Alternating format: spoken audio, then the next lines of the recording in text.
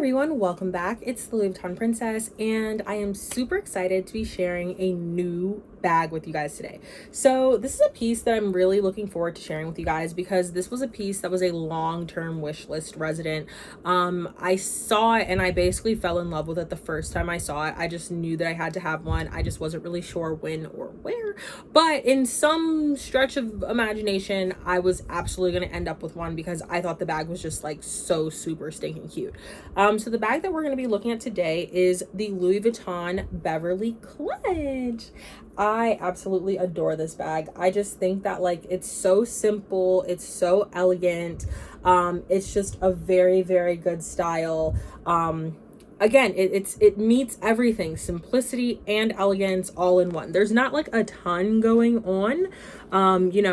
Very nice hardware that is pretty bold, but it's also still pretty subtle and reserved. The vachetta trim around the hardware also just kind of like highlights it. Very beautiful vachetta trim on the canvas as well. That really just sort of highlights the simplicity of the bag, and I'm a very big fan. This is one of the kind of earlier Louis Vuitton little clutches. There are a lot of little clutches out now. I honestly don't even know most of them, but this is one of the original little clutches, and the Beverly is a pretty popular Louis Vuitton style. It was made in multicolor and monogram. So I actually have the multicolor Beverly GM. So this is the multicolor Blanc Beverly GM. It's one of my favorite multicolor bags. So you can kind of see like how they favor, like they're definitely like cousins in the same family. Yeah, so that's the Beverly GM, and this is the Beverly Clutch. So basically taking that big giant bag and making it into a little clutch. When I first started looking at this style, they typically priced around in the 400s, and that was for, I'd say, like medium used. So this one I was very lucky, and I was able to find this one for around 600, which I thought was very, very fair for the condition. This bag came from, I think it's pronounced Vestiaire. If I'm wrong, y'all know I don't care about pronunciation here. This bag was from Vestiaire, and it came all the way from a seller in South Korea. So this bag has definitely had like a little bit of a life. And I think that's pretty cool. But the main thing that drew me to this particular one is, I mean, as you guys can see, the condition is immaculate. You pretty much never find, vintage bags in this like basically dust bag stored condition. I don't think it was ever used really even like one time. And I think that's great. So one of the things about this bag that is kind of like a downside, not necessarily a downside, but just something to know, is it does not have the longest strap. Now, the Beverly Clutch actually originally, and I could be mistaken, but originally I believe it came with two straps. It came with this shorter kind of like NM strap, comparable, and it also came with a longer crossbody strap. Now, because these bags are so old, it is really, really, really hard to find one that still comes with two straps. A lot of people don't have both the straps anymore. Maybe they sold one of the straps. Who even knows what the deal is? But you do not find them very often with both straps. So I kind of had to think about that. When I was looking at this bag originally, I did really want to get one that had both straps. But a lot of the ones I saw that did have both straps were very used, very run down. So it was one of those sort of compromises I had to make of like, okay, I can get one that's kind of beat up for both straps for the same price as I can get one that only has one strap, but it's like basically pristine. So I decided to make the sacrifice of the strap and get one that was pristine, and I'm really glad that I made the decision. So I got this bag off of Vestiaire, and you guys know I typically don't really like big resale platforms. I hardly ever buy off of big resale platforms, but the bag just really caught my attention. I did have it authenticated by Master Authentication. That's the service that I use, and as always, they were very quick, fast, efficient, and just helped build my confidence that this was a authentic product. And again, I'm not saying anything negative about Vestiaire. I actually don't have very much experience with Vestiaire because this was my first time buying from them. Y'all know there are other people who I will drag through the mud every day. we'll just call them the deal. Yeah, I'll drag the deal all day, every day about all the fake stuff they sell. So I'm not dragging Vestiaire, but just because this was my first time purchasing a bag from their platform, I was very quick, fast, in a hurry to get it authenticated just in case there was something fishy up.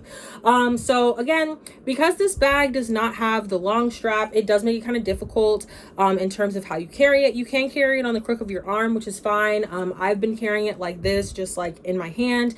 And when I say it's difficult, because both of those are easy, I mostly mean as a shoulder carry. So as a shoulder carry, it is a little bit tough given the length of the strap. So you can see like where it kind of like lands on me. It's a little kind of small baguette style, you know, it's very much giving brunch, cocktail hour, you know, that sort of thing.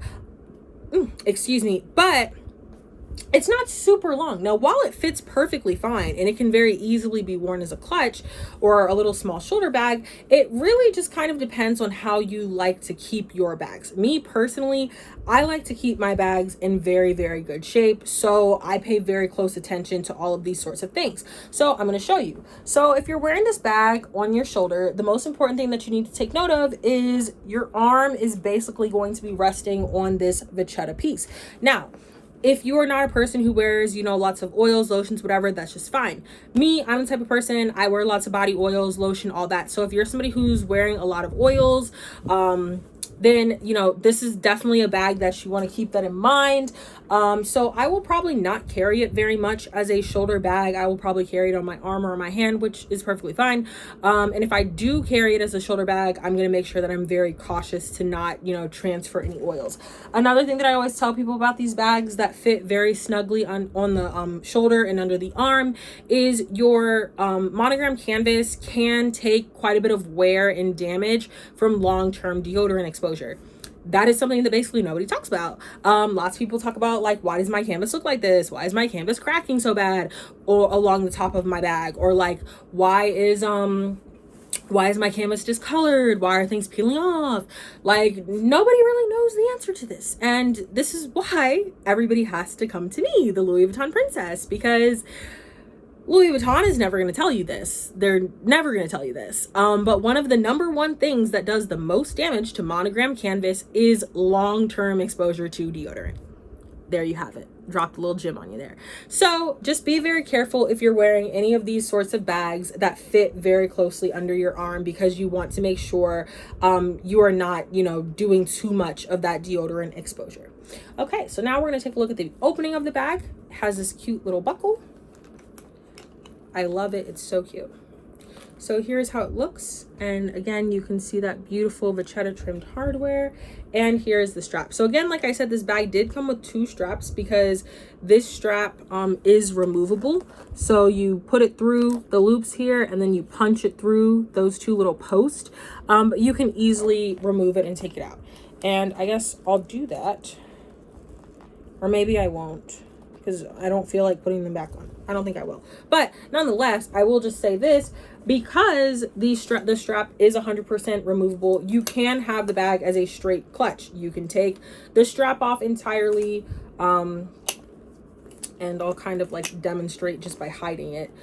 You can take the strap off entirely and just have it as a straight like clutch carried like this. You can do that too.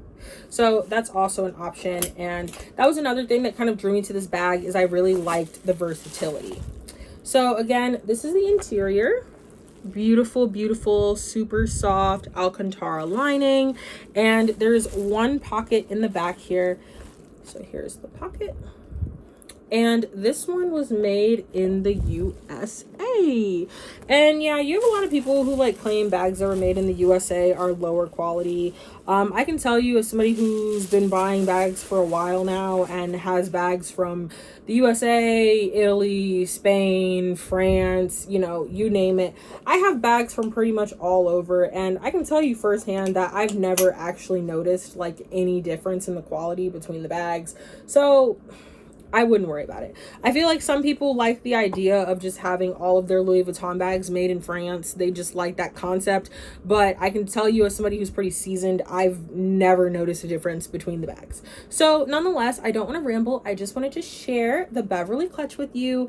A lot of people were asking me, what bags did I buy? Because I told you guys that I sold a bunch of stuff when I brought my Speedy 40. And I told you guys I had like 4 more bags, or I'm sorry, I had like 3 more bags coming in after I sold all that stuff. So this is bag number 2 that I purchased after selling a bunch of my other items. And again, it was one that was on my wish list and I was super happy to cross off. So selling stuff, I'm honestly really happy I did it. I was reflecting as soon as I opened this bag yesterday and I was like, ugh, I sold like so many of my bags. Like, was it really worth it? And then as soon as I opened this, I was like, yeah, 100%. This was 100% worth it because I love this bag. I'm completely in love with my multicolor Speedy 40, and I'm also in love with all my other bags that I've purchased that haven't even gotten here yet. So very, very happy. As always, if you're interested in seeing more of my Louis Vuitton collection, or if you have any questions or comments, make sure you check out my Instagram at the Louis Vuitton Princess. And if you're interested in shopping my closet, make sure you stop by Shop LV Princess on Instagram. Thanks, guys.